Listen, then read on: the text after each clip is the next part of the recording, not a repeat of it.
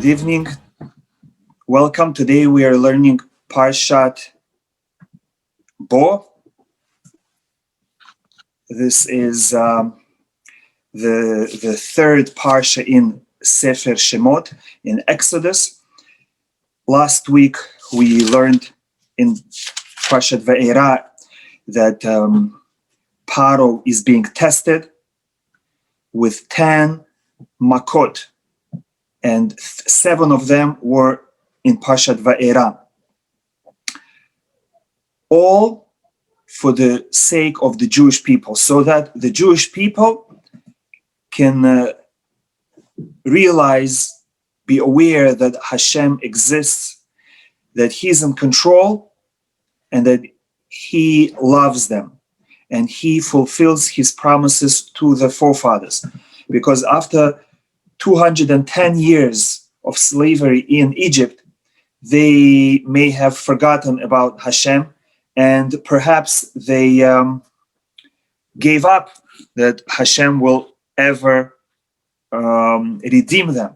So now Hashem has to retrain them, that they should be devoted to Hashem like our forefathers.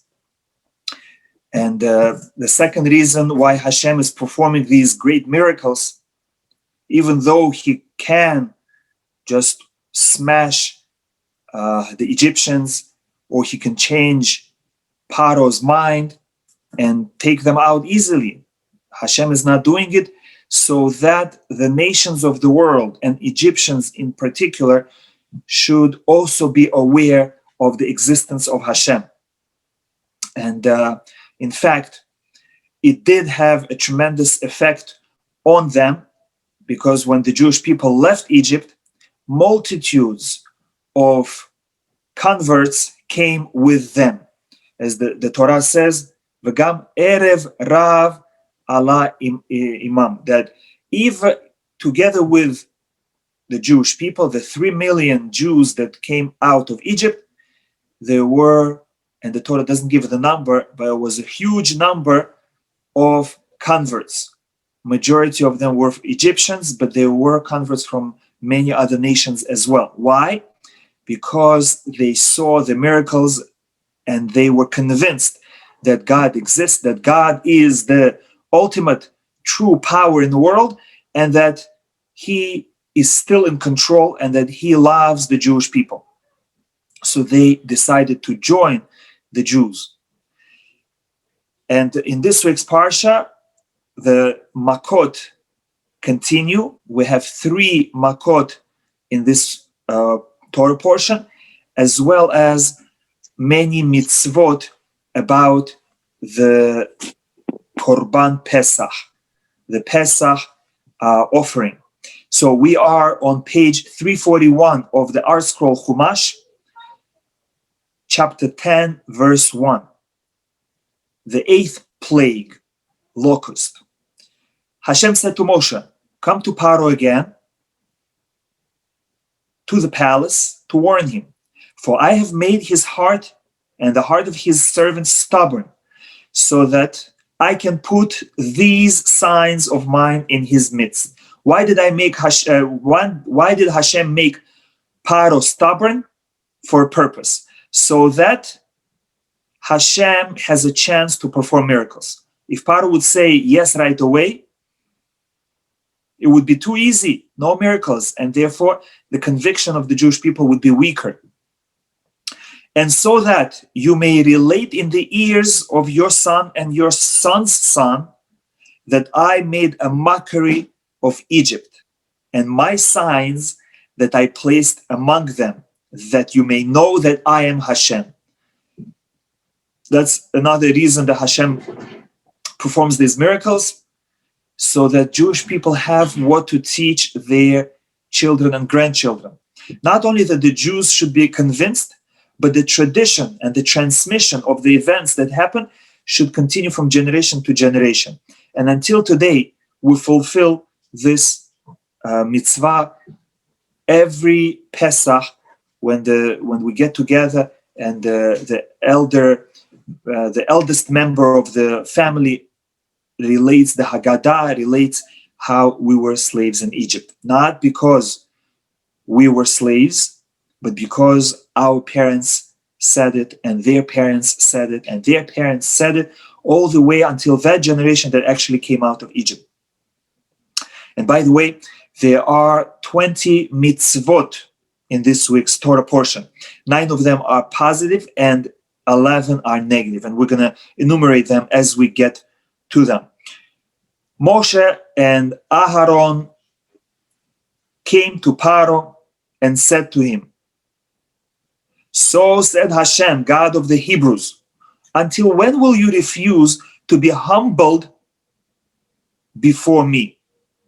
Send out my people that they may serve me. Because if you refuse to to send forth my people, behold, tomorrow I shall bring a locust swarm into your border." That's the warning. Locusts are coming. "It will cover the surface of the earth so that you will not be able to see the earth. And it will consume the remaining residue that was left to you by the hail." Because if, as you remember, hail broke trees and it broke a grain that already grew. But grain that did not grow yet survived. And now, a month later, that grain is ready to be eaten. And it will consume all the trees that grow for you from the field. Whatever was not broken by the hail will be consumed by the locust. Verse 7. Paro's servants said to him, "How long will this be a snare for us, a trap for us?" Paro's servants, their hearts were not hardened by Hashem, so they are thinking logically. And they're saying, "Paro, our country is being destroyed.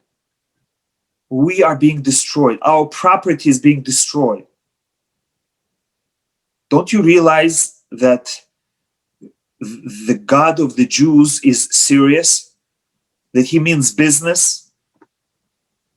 How long will this be a trap for us? Send out the men that they should serve Hashem, their God.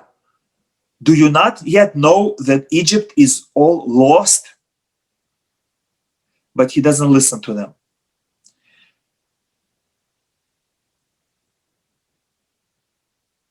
Instead,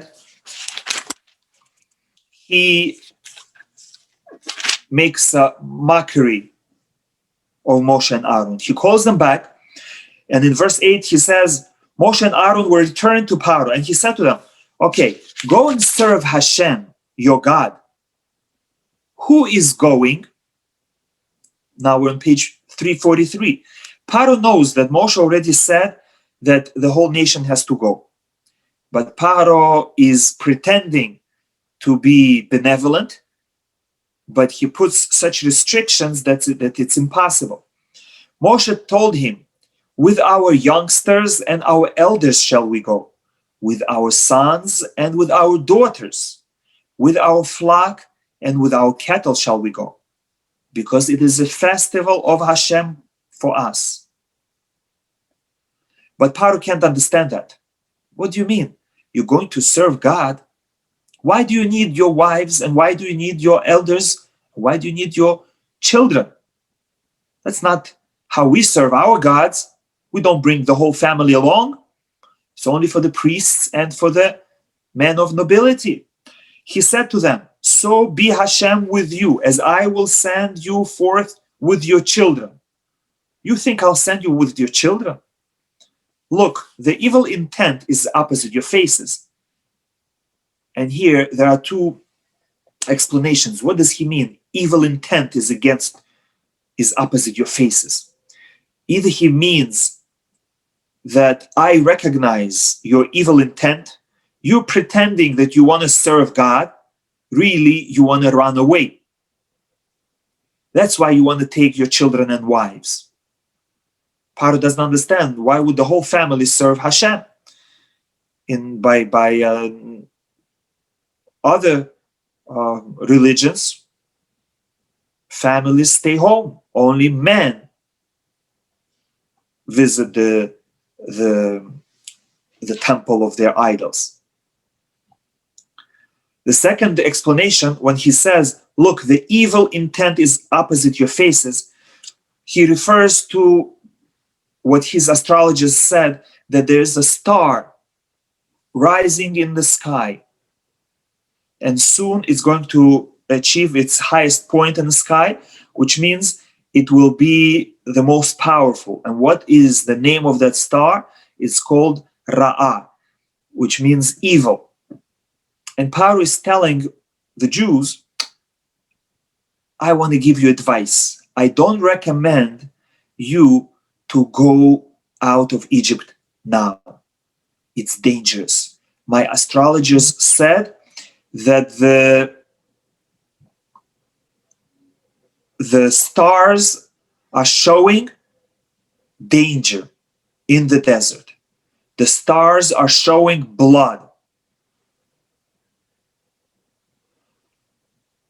I don't recommend that you should take your families, because there might be death waiting for you.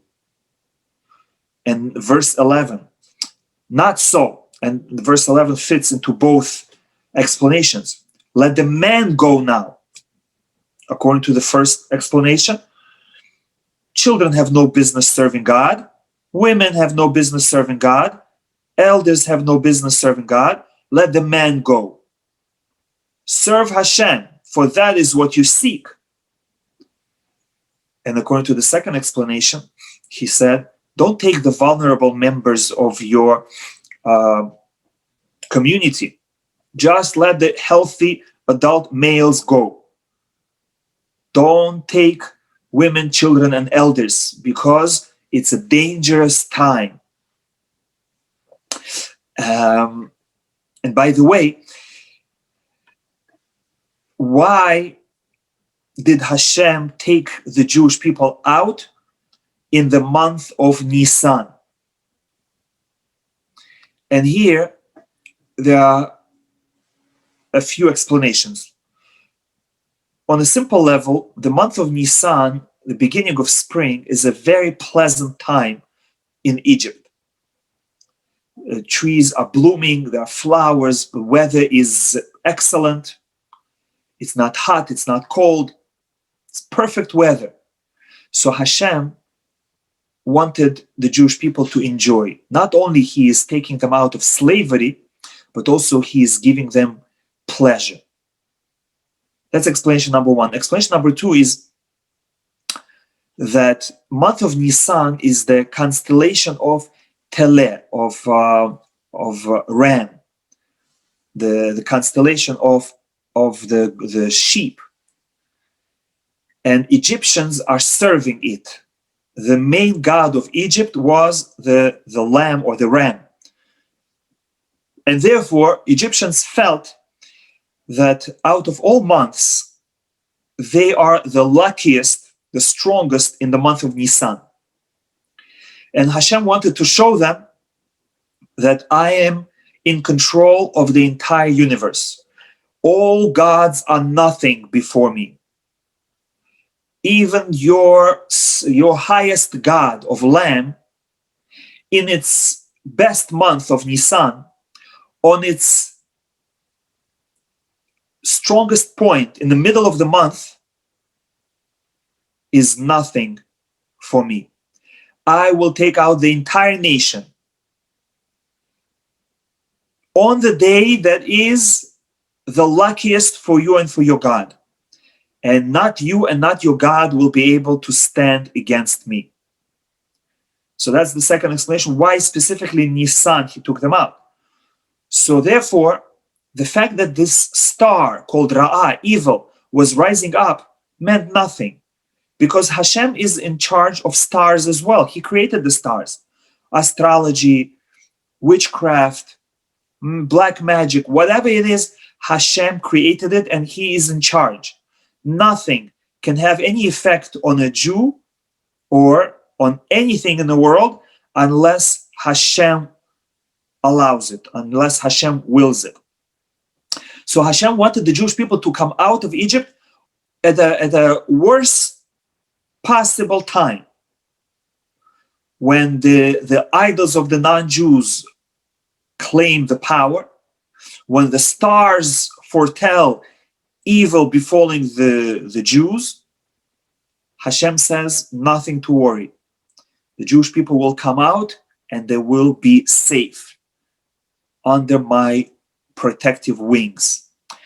And our sages say that the blood that Paro foresaw really was the blood of the Brit Milah, of the circumcision that Jewish people did before partaking of Korban Pesach, and the blood of Korban Pesach itself, the Pesach offering that every Jewish family had to slaughter in their houses, and they had to put the blood on their lintel and on the two doorposts. That's the blood that Paro saw, as well as the blood of his own soldiers that drowned in the Red Sea.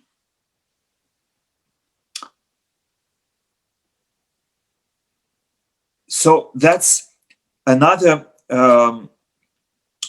powerful idea, that before Hashem destroys our enemies, he raises them to the top. Because Hashem wants to show, not only I destroy your enemies when they are weak, but when they are at the peak of their power, to show my might. If I destroy them when there is a crisis and they're on their way down anyway, that doesn't show my power. But when they are on top of the world, and that's when I destroy them, that shows that I'm in control of the entire world. So too here, he took the Jewish people out in the month when the God of Egypt was the most powerful. That's what they believed in. When the stars predicted the downfall of the Jews, Hashem said, don't worry, I'm above stars, I'm above all gods. And so too in our times, before collapse, there is a rise. And in fact, the Talmud says, if someone wants to rise to power, what should he do? He should declare a war upon the Jews. Because such a person, Hashem will use as a tool to show that enemies of the Jews will not survive. So whoever wants to go against the Jews, Hashem will bring him up. He will become the president. He will become the chancellor. He will become the king, the emperor. And then Hashem will punish them. They will not last, just like it happened to Stalin and to Hitler and to Paro and to all our enemies. They rose to power only to fall down. Like soon we will learn in the Megillah of Esther, in the story of Purim, the same thing happened to Haman. He hated the Jews, and therefore Hashem brought him to become the highest in power next to the king Ahasuerus. And as soon as he achieved that highest power, he fell down and was hung. Now, let's continue. Hashem says, I will not let everyone go. If you want, only the men go. But of course, this is not something we can accept. Verse 12, page 343. Hashem said to Moshe, stretch out your hand over the land for the locust swarm, and it will ascend upon the land of Egypt and eat all the grass of the feet of the land, everything that the hail has left. So Moshe stretched out his staff over the land of Egypt, and Hashem guided east wind to bring the locust. The entire day and the entire night, the strong eastern wind blew, and in the morning, there was a locust swarm across the Egypt. The locust swarm ascended over the entire land of Egypt, and it rested in the entire border of Egypt. Only within the border of Egypt. The lands that were outside of Egypt were not touched. Very severely. Before it, there was never a locust swarm like it, and after it, there will not be its equal. It covered the surface of the entire land, and the land was darkened, and it ate all the grass of the land, and all the fruit of the tree, and the hail that the hail left over. No greenery remained in entire Egypt. Paro hurried to summon Moshe and Aaron and said, I have sinned to Hashem your God and to you. Paro quickly changes his mind. And now please forgive me my sin just this time, and entreat Hashem your God that he remove from me this death. So Moshe left Paro and he prayed to Hashem. And a very powerful west wind blew, and it carried the locust swarm and hurled it toward the Sea of Reeds. Not a single locust remained within the entire border of Egypt. But Hashem still hardened Paro's heart, and he did not send out the children of Israel. Now on page 345, Hashem said to Moshe, this is now the 9th plague, and there is no warning. Stretch forth your hand toward the heaven, and there shall be darkness upon the land of Egypt, and the darkness will be tangible, so thick that people will not be able to move, as if they're covered, they're submerged in dark liquid. First 3 days it was just dark, but they could move. The last 3 days they were like in a viscous liquid. Moshe stretched forth his hand toward the heaven, and there was a thick darkness throughout the land of Egypt for a 3-day period. No man could see his brother, nor could anyone rise from his place for a 3-day period. But for all the children of Israel, there was light in their dwellings. Surprisingly, there was unusual light. Not the light of the sun, because the entire land of Egypt was dark. There was special light that Hashem sent, that the Jewish people should have light. And not only in the Jewish land, but it says in the Midrash that everywhere Jews would walk, a circle of light would surround them. And even if a Jew would walk into an Egyptian home, around the Jew there would be light. The entire house would be submerged in darkness. Now we go to page 24. Paro again summons Moshe and says, go, serve Hashem. But there's another condition. Only your flock and cattle shall remain behind. I allow your children to go as well. Now he makes another strange condition. Everyone can go, all the people, but your possessions, your flocks and your cattle have to stay behind. And of course, Moshe says no such thing. Even you will place in our hands feast offerings and elevation offerings, and we shall offer them to Hashem, our God. Moshe says, not only we're going to take all our animals, but even you, Paro, will beg us to sacrifice for you. And our livestock as well will go with us. Not a hoof will be left. For from it shall we take to serve Hashem, our God. And we will not know how much Hashem will require of us. So we have to take everything. And Hashem again strengthened Paro's heart, and he did not send them out. And not only that, Paro got angry, and he said, "Go from me. Do not see my face anymore. On the day you see my face, you're going to die." Paro threatened him. And Moshe said, "You have spoken correctly. I will never see your face again," which means I'm not going to come to you again. Next time when Paro sees Moshe, it's when Paro himself runs to see Moshe. Or according to some, he sends his servants. Because Paro, even though he's suffering, but he's embarrassed. Now, we turn to page 347, chapter 11. Hashem said to Moshe, "One more plague shall I bring upon Paro and upon Egyptians. After that, he shall send you forth from here. But before that, please speak in the ears of the people, of the Jewish people.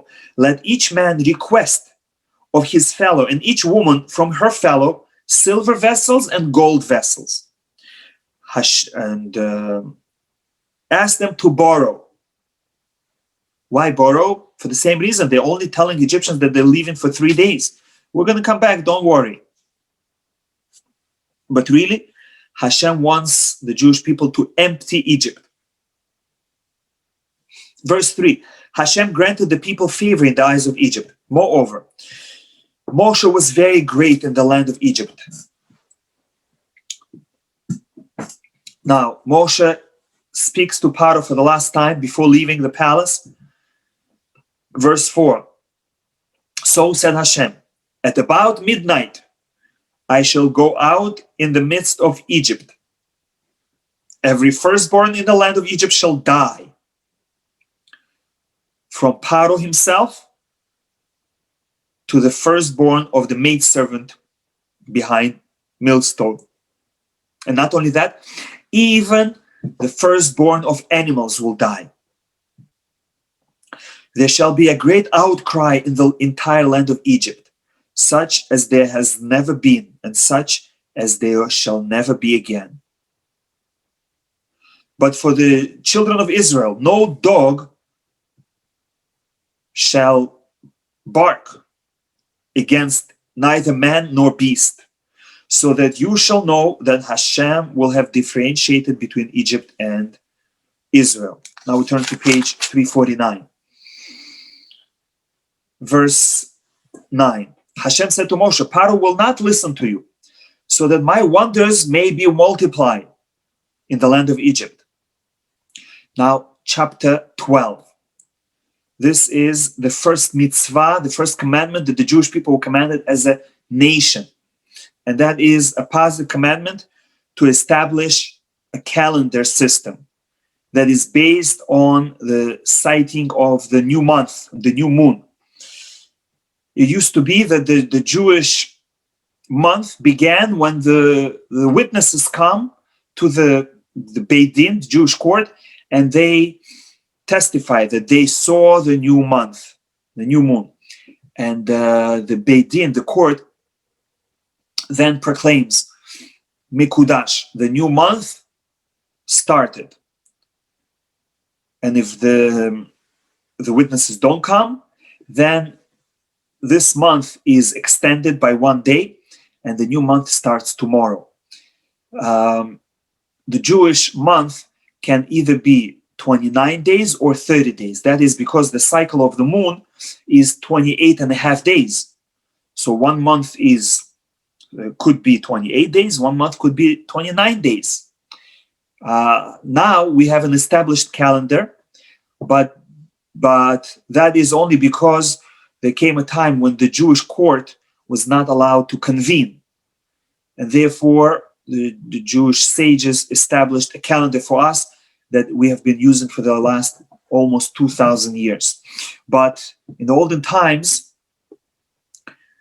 it was upon the Beit Din, the court, the Sanhedrin, to declare when the new month starts, which means the Jewish people were even in charge of time.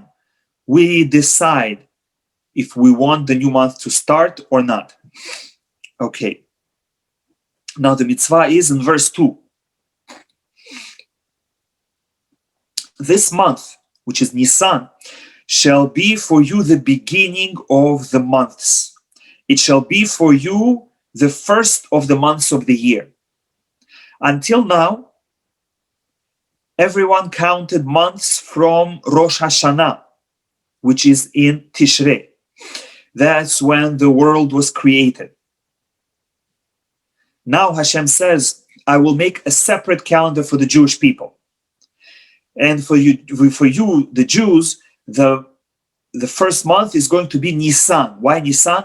Because that is when the Jewish people came out of Egypt. That is when they became a nation. So Rosh Hashanah, in the month of Tishrei, is supposed to be celebrated by the whole humanity. It is the new year for the entire world. For us, we have another new year. One is the universal new year in Tishrei, Rosh Hashanah, and one, the Jewish new year, and that is the first of Nisan, from which we celebrate the Exodus from Egypt. Now we turn to page 351. We have some laws of Korban Pesach, the Pesach offering. Verse 3, on the 10th of this month, they shall take for themselves each man a lamb or a kid, a goat, for each father's household. And the reason is they are planning to leave on the 14th, on the 15th of Nisan, but they're planning to slaughter this lamb or kid on the 14th of Nisan, the night before Exodus. But before you slaughter an animal as a korban, as a sacrifice, as an offering, you have to make sure that the animal is kosher. How do you check? You have to wait 4 days and observe it. If you see that the animal is behaving in a healthy manner, you can then offer it. And in fact, in Beit HaMikdash, in the temple, there was a special chamber, a special room, where they would have constantly a few lambs that were there for 4 days. And they would have shifts. They would have a few lambs, and they would renew them. Every day they would use 2 lambs, one in the morning, one in the afternoon. On Shabbat, they would use additional 2 lambs. So on Shabbat, they would use total of 4 lambs. And so that chamber had enough in it for whatever day it was supposed to be. So they would check the animals for 4 days before they were slaughtered in the temple. So Hashem says the same thing here. Each family must choose a lamb or a baby goat and observe it for 4 days.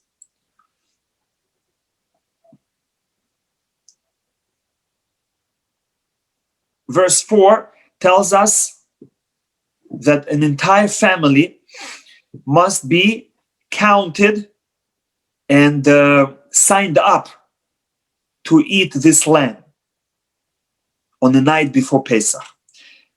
And if the household will be too small for a lamb, then he and his neighbor who is near his house shall take according to the number of people. Everyone according to what he eats shall be counted for this young animal.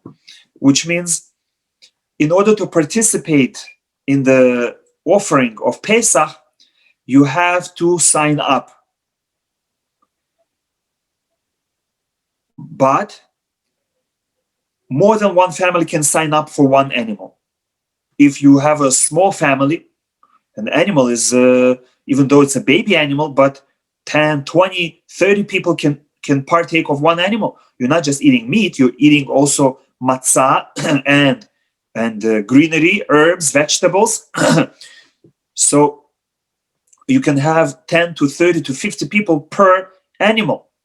And if your family is small, only 10, 15 people, you need a few families to eat it.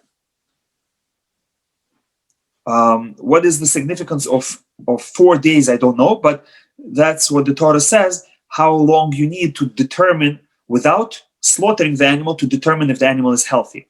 Because for consumption, our consumption, we can slaughter and check its internal organs.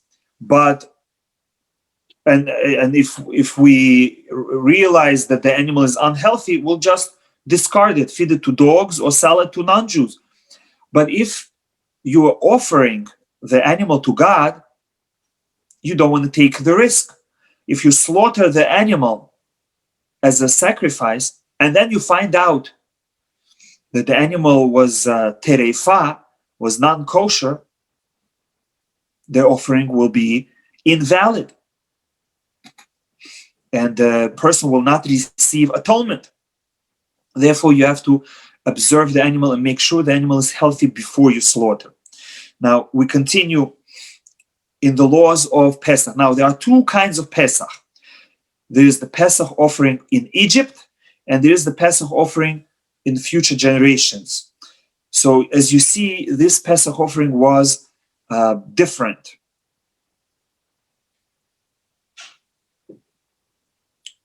Why? First of all, they didn't need to get rid of chametz. They were allowed to possess chametz.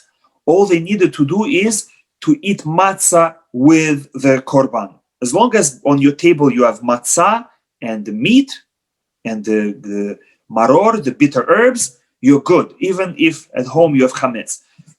Later, we also have a mitzvah to get rid of chametz. Now comes another mitzvah that is different.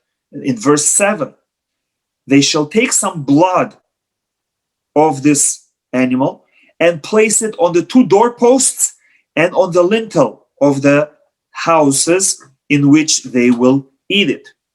We don't do it anymore, but on the night before Exodus, they took the blood and they made like a letter, Russian letter Pe, or like the Hebrew letter Het.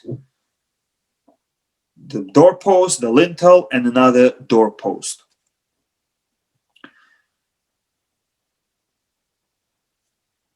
Now, verse 8, they shall eat the flesh on that night, roasted over fire.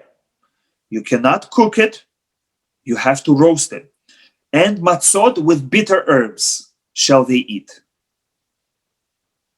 So here we have a positive commandment to slaughter the Pesach offering on the 14th of Nisan.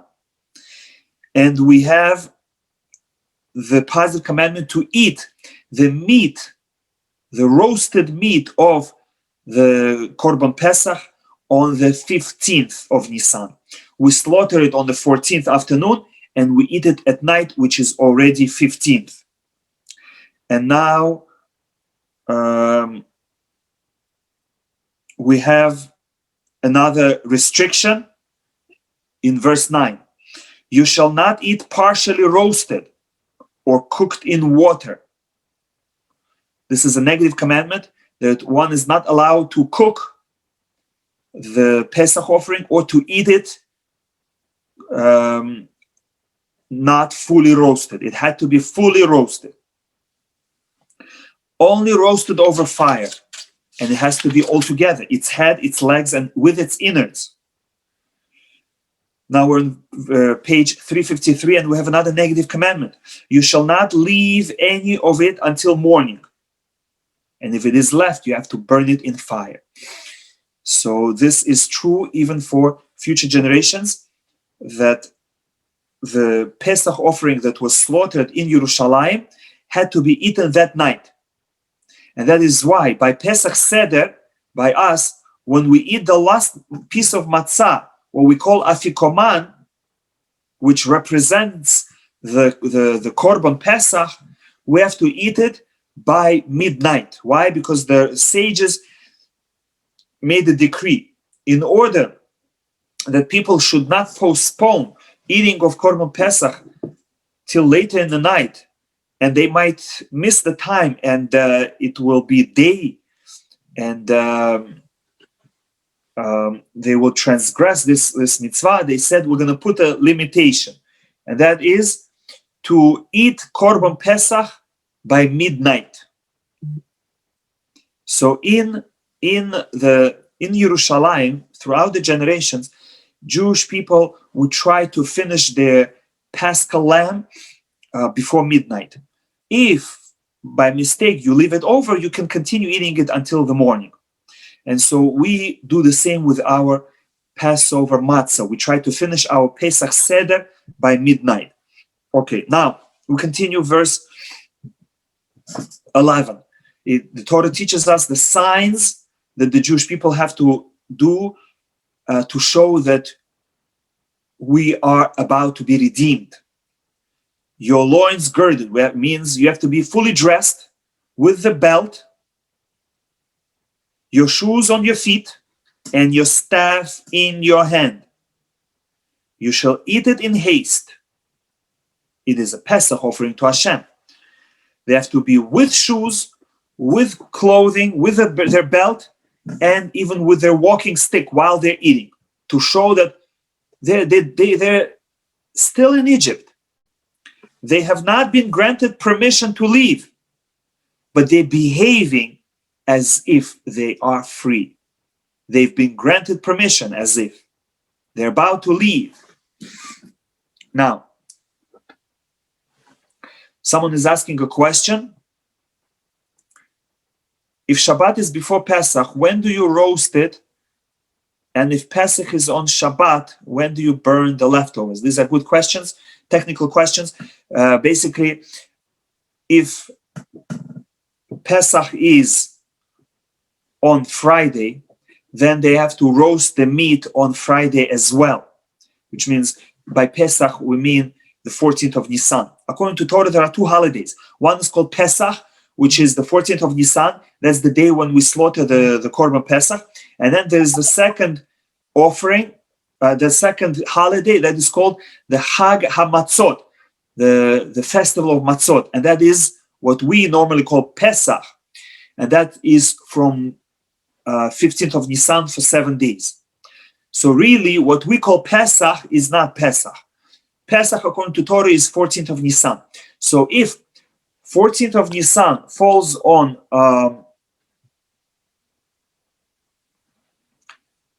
Friday, we can slaughter it on Friday, and we have to roast it on Friday, but we eat it on Shabbat, Friday night.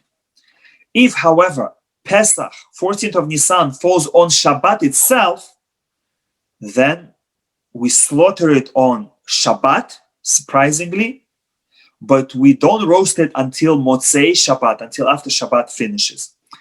We roast it at night and we eat it at night. Now, someone asked the question, when we roast the Korban Pesach, do we just look at it or we eat it? So again, the original mitzvah is to roast it and to eat it in its entirety, all the meat. What we do now is just memory of it. We don't slaughter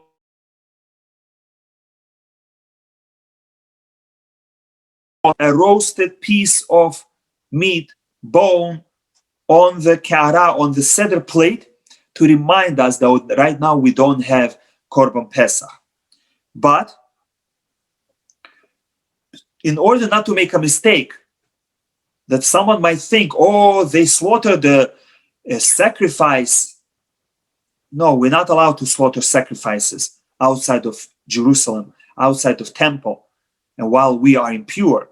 So not to make it look like it, we don't eat it, we don't eat roasted meat at all by the seder. We just look at it. We don't even point with our finger. We just look at it, and that reminds us of the Pesach offering. Now, verse 12 describes the plague of the firstborn. I shall go through the land of Egypt on this night, and I shall strike every firstborn in the land of Egypt, from man to beast. And against all gods of Egypt, I shall mete out punishment. I am Hashem. And the blood shall be a sign for you upon the houses where you live. I shall see the blood, and I shall pass over you, and there shall be no plague of destruction upon you when I strike the land of Egypt. However, our sages say that God can know who is a Jew and who is an Egyptian without the blood. Rather, what the blood represented was that the Jewish people listened to Hashem. And because they listened to Hashem, they deserved to be saved. Now, verse 14. Some laws of Pesach for future generations. This day shall become a remembrance for you, and you shall celebrate it as a festival for Hashem, for your generations. Verse 15. For a 7-day period shall you eat Matzot. Now we have the positive commandment to eat matzah. But the positive commandment extends only for the first night of Pesach. We eat matzah for 7 days because we cannot eat chametz, but the obligation to eat matzah is only the first night. And now we have the positive commandment. On the previous day, you shall nullify the leaven chametz from your homes. This is the positive commandment to get rid of all chametz in your possession.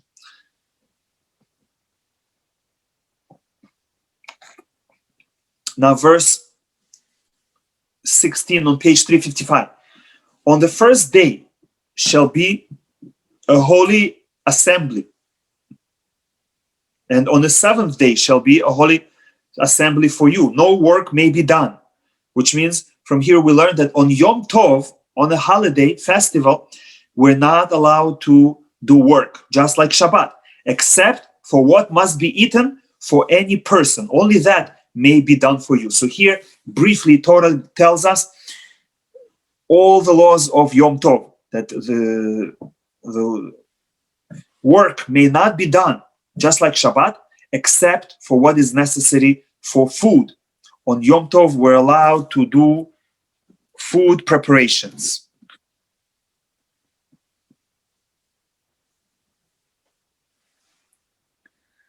Now, someone is asking a good question. How could the Jewish people not listen to Hashem? Didn't they see all these miracles? Weren't they impressed? And the answer is that, unfortunately, not all the Jewish people listened to Hashem.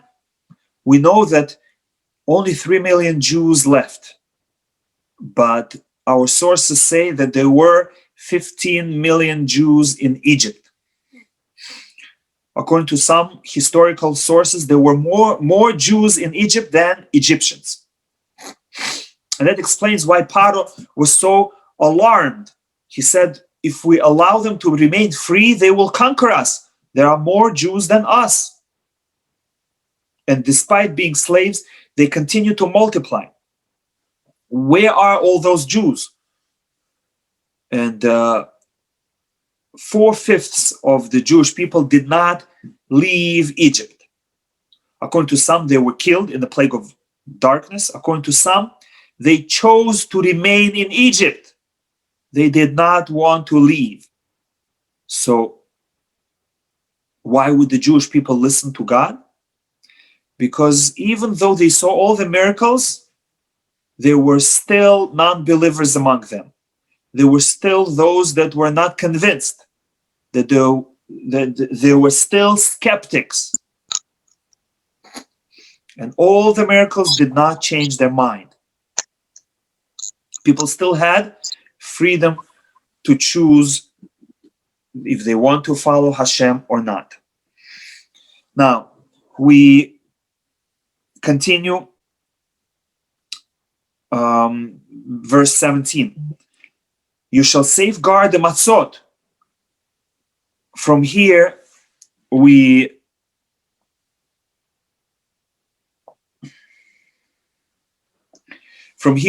learn the concept of matzah shimura, as it says, Ushmartem et hamatzot. You have to guard matzot. Why do you have to guard matzot? Against leavening, which means you have to bake it quickly, not to allow it to leaven. Now, someone is asking a good question. Aren't you not allowed to break bones of the Pesach offering? And the answer is yes. We're not allowed to break bones of the Pesach offering, not to crack them, not to saw them, not to even make a hole in them. So how did they eat the meat? So the answer is they had to cut it between the bones and eat the meat like that. Now we are in verse 19. For 7 days, leaven may not be found in your house. This is the negative commandment. Not to possess leaven, not to possess chametz.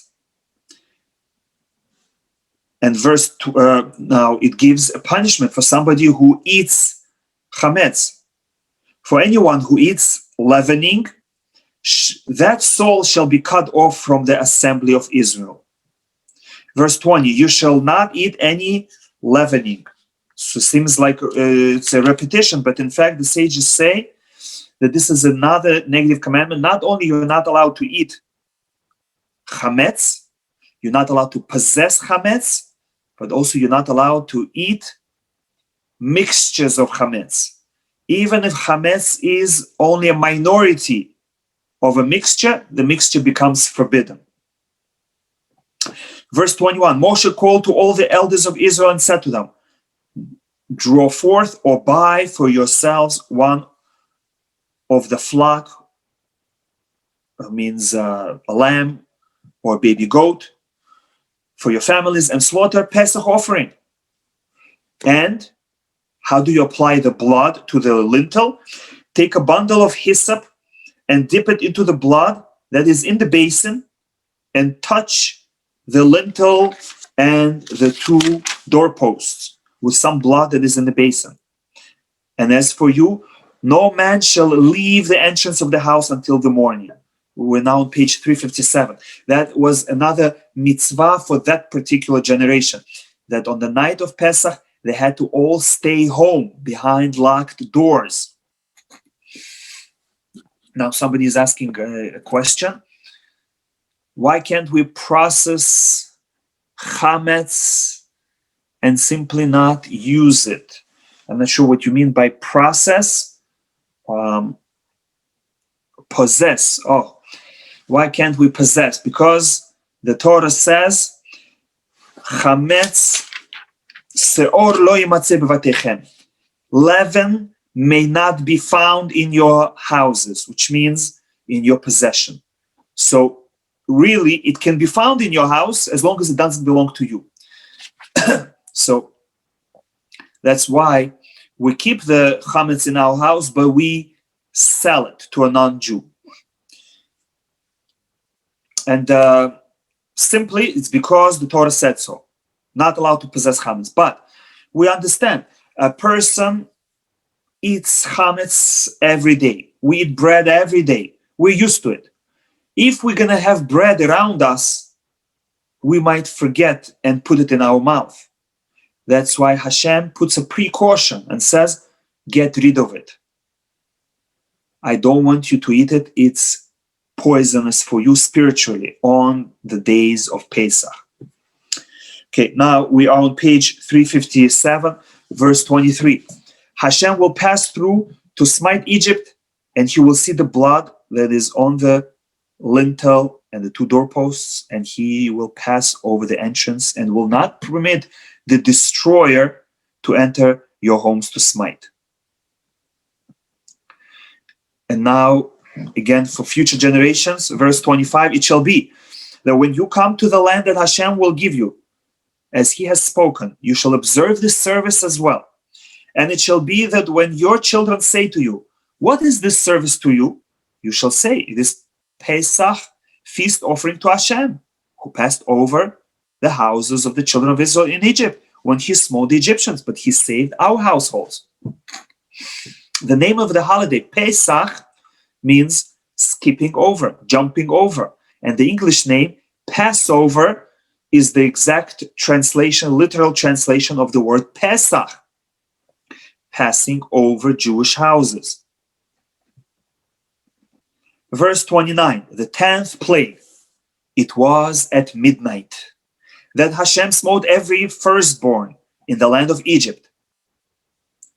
Verse 30, Paro rose up at midnight, and there was a great outcry in Egypt, for there was not a house where there was no corpse. He called to Moshe and Aaron at night and said, rise up and go out from among my people.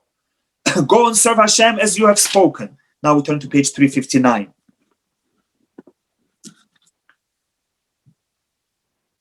Why didn't Paro die as well? That's an excellent question. Paro was firstborn. Why didn't he die? And Hashem says,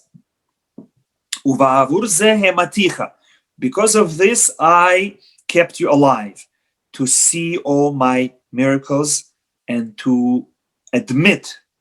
At the beginning you said, I don't know Hashem. I want you to stay alive until you will admit that there is Hashem. And not only that, Hashem kept Paro all the way until the splitting of the Red Sea. And according to some, when all Paro's soldiers and chariots died, Paro survived. He went through the Red Sea, he went through all the churning of waters, and he came out alive. Why? To go back to his nation and to say, yes, it was true. God is righteous. Everything that he said happened. That is why Paro is still alive. Verse 34, take even your sheep and your cattle, as you have spoken, and bless me as well. Now Paro says, please bless me. I want to live. And Egyptians pushed the Jewish people and they said, we're all dying. Please leave our land. Verse 34, the people picked up its dough before it could become leavened, their leftovers bound up in their garments upon their shoulders. And the Jewish people requested from the Egyptians silver vessels and gold vessels and garments, precious garments. And Hashem gave people favor in the eyes of Egyptians, and they granted their request. So they emptied Egypt.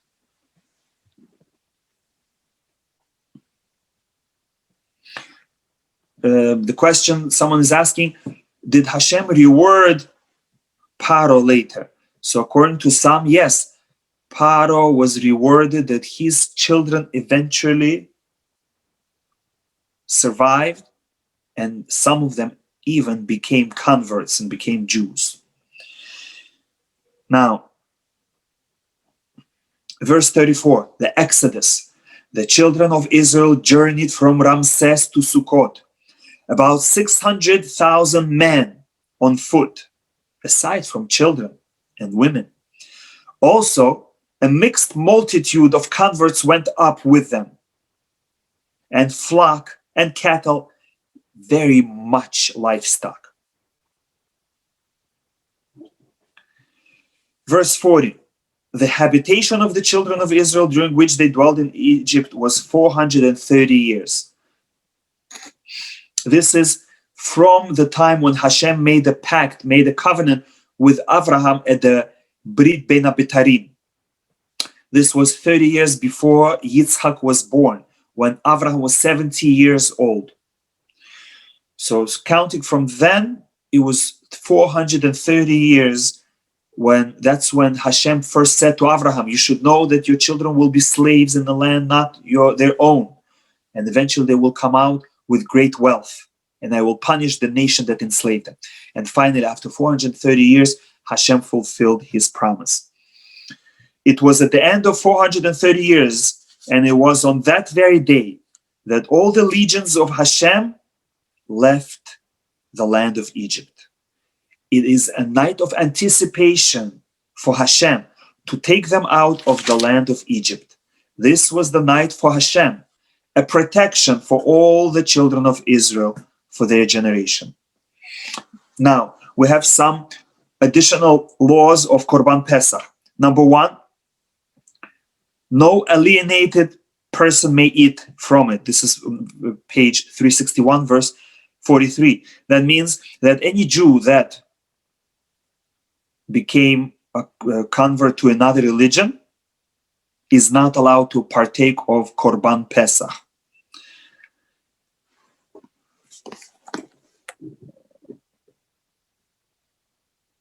Anyone who is not Jewish or is not a Jewish slave is not allowed to eat Korban Pesach. That means any hired worker is not allowed to eat Korban Pesach.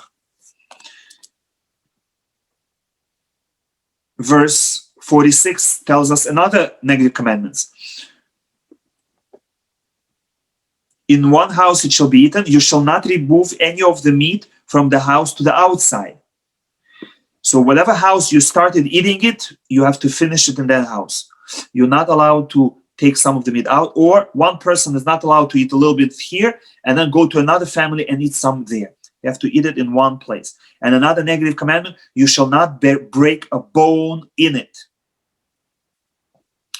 And one more negative commandment in verse 48 at the end, no uncircumcised male may eat of it. Anyone who didn't have circumcision is not allowed to eat Korban Pesach. Now we go to chapter 13. And we have a positive commandment. Hashem spoke to Moshe saying, sanctify to me every firstborn. That any firstborn animal that is born in a Jewish flock has to be sanctified, and it is brought to Beit HaMikdash, offered as an offering, and given to Kohanim. For the first issue of every womb among the children of Israel, of man and beast, is mine, as well as firstborn boys that are born by Jewish people are sanctified to Hashem. We call it Bechor. Now, verse 3, remember this day on which you departed from Egypt. Now we go to page 363. From the house of bondage. For with a strong hand God removed you from there. And therefore, we have a negative commandment. Chametz may not be eaten. And then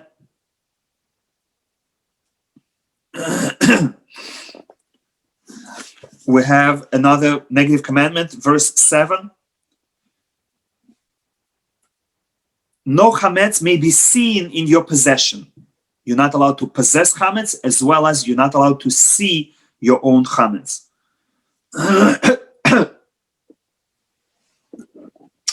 In Egypt, they were not circumcised, so how were they eating Korban Pesach? Very good question. That is why 3 days before eating the Korban Pesach, they made circumcision. That is why when Paro said, I see blood in the stars, he saw the blood of the circumcision. Now, we're on page 363. By the way, this paragraph that we just read, starting from the first verse of chapter 13, is one of the portions that we have in Tefillin. And now we come to another portion that is in Tefillin. And this is because in verse 9 it mentions Tefillin. And it shall be for you a sign on your arm and as a reminder between your eyes, so that Hashem's Torah may be in your mouth, for with a strong hand Hashem removed you from Egypt. Now, in verse 11, that's the fourth paragraph of Tefillin. It shall come to pass, when Hashem will bring you to the land of the Canaanites that he swore to you, then you shall set apart every first issue of the womb to Hashem.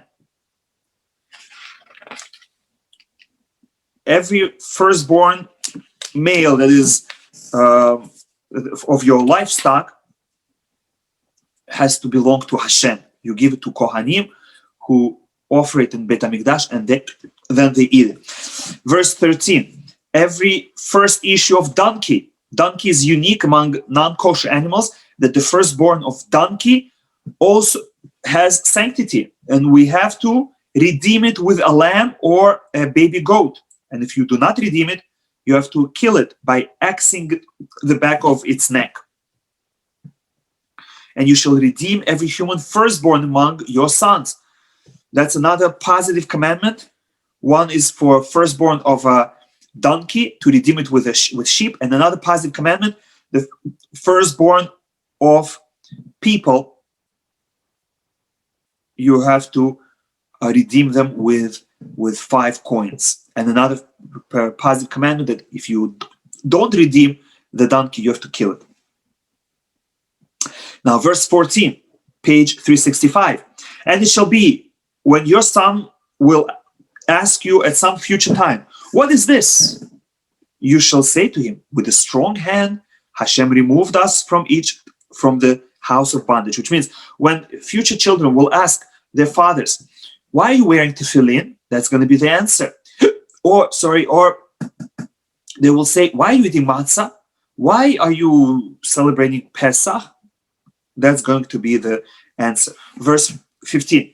And it happened when Paro stubbornly refused to send us out, that Hashem killed all the firstborn in the land of Egypt, from the firstborn of man to the firstborn of beast. Therefore, the answer concludes, I offer to Hashem all male firstborn, and I shall redeem all the firstborn of my sons. And again, the Torah speaks about tefillin for the 4th time. It shall be a sign upon your arm and an ornament between your eyes. Why? For with a strong hand Hashem removed us from Egypt. With this, the Parsha concludes. Thank you for listening. May you have a good Shabbat. Shabbat Shalom. Have a good night. Thank you for listening.